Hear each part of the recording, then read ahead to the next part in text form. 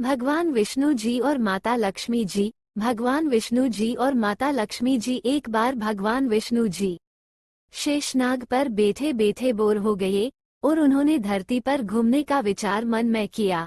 वैसे भी कई साल बीत गए थे, धरती पर आए और वो अपनी यात्रा की तैयारी में लग गए। स्वामी को तैयार होता देखकर लक्ष्मी माँ ने पूछा, आज सुबह सुबह कहाँ जाने की तैयारी हो रही है? विष्णु जी ने कहा, है लक्ष्मी, मैं धरती लोक पर घूमने जा रहा हूँ। तो कुछ सोचकर लक्ष्मी माँ ने कहा, हे देव, क्या मैं भी आपके साथ चल सकती हूँ? भगवान विष्णु ने 2 पल सोचा, फिर कहा, एक शर्त पर। तुम मेरे साथ चल सकती हो। तुम धरती पर पहुंचकर उत्तर दिशा की ओर बिल्कुल मत देखना। इसके साथ ही माता लक्ष्मी ने हाँ कह के अपनी मनवाली और सुबह सुबह माँ लक्ष्मी और भगवान विष्णु धरती पर पहुंच गए। अभी सूर्य देवता निकल रहे थे। रात बरसात होकर हटी थी। चारों ओर हरियाली ही हरियाली थी। उस समय चारों ओर बहुत शांति थी और धरती बहुत ही सुंदर दिख रही थी। और माँ लक्ष्मी मंत्रमुग्ध होकर धरती को देख रही थी और भूल गई कि पति को क्या वचन देकर आई है। और चारों ओर देखती हुई कब उत्तर दिशा की ओर देखने लगी पता ही नहीं चला। उत्तर दिशा में माँ लक्ष्मी को एक बहुत ही सुंदर बगीचा नजर आया और उस तरफ से भीनी भीनी खुशबू आ रही थी और बहुत ही सुंदर सुंदर फूल खिले थे। यह एक फूलों का खेत था और माँ लक्ष्मी बिना सोचे समझे उस खेत में गई और एक सुंदर सा फूल तोड़ लाई। लेकिन ये क्या, जब माँ लक्ष्मी भगवान विष्णु के पास वापस आई तो भगवान विष्णु की आंखों में आंसू थे और भगवान विष्णु ने माँ लक्ष्मी को कहा कि कभी भी किसी से बिना पूछे उसका कुछ भी नहीं लेना चाहिए और साथ ही अपना वचन भी याद दिलाया। माँ लक्ष्मी को अपनी भूल का पता चला तो उन्होंने भगवान विष्णु से इस भूल की माफी मांगी। तो भगवान विष्णु ने कहा कि जो तुमने जो भूल की है उसकी सजा तो तुम्हें जरूर मिलेगी। जिस माली के खेत से तुम नए बिना पूछे फूल तोड़ा है, यह एक प्रकार की चोरी है। इसलिए अब तुम 3 साल तक माली के घर नौकर बनकर रहो।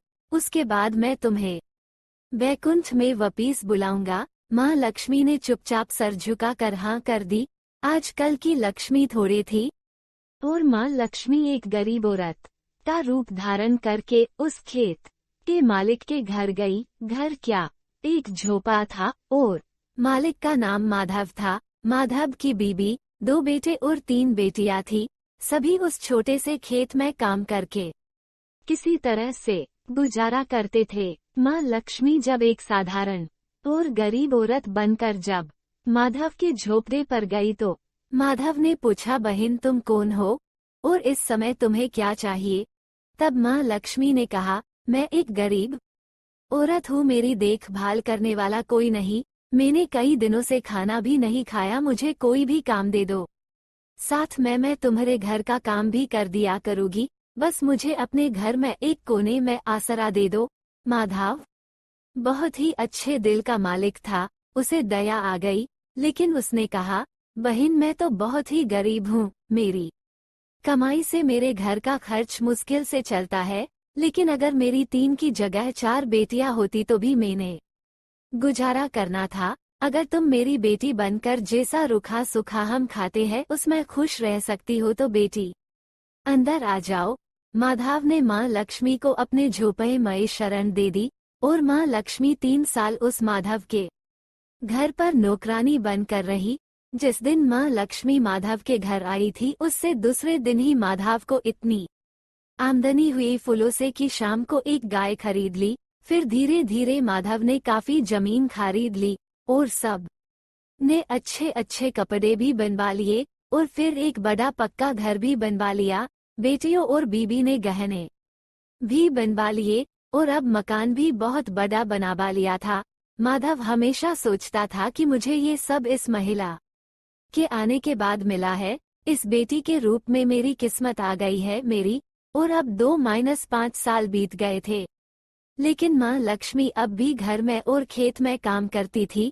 एक दिन माधव जब अपने खेतों से काम खत्म करके घर आया तो उसने अपने घर के सामने द्वार पर एक देवी स्वरूप गहनों से लदी एक औरत को देखा। ध्यान से देखकर पहचान गया, अरे ये तो मेरी मुहम बोली चौथी बेटी यानी वही औरत है, और पहचान गया कि यह तो माँ लक्ष्मी है। अब तक माधव का पूरा परिवार बाहर आ गया था और सब हैरान होकर माँ लक्ष्मी को देख रहे थे।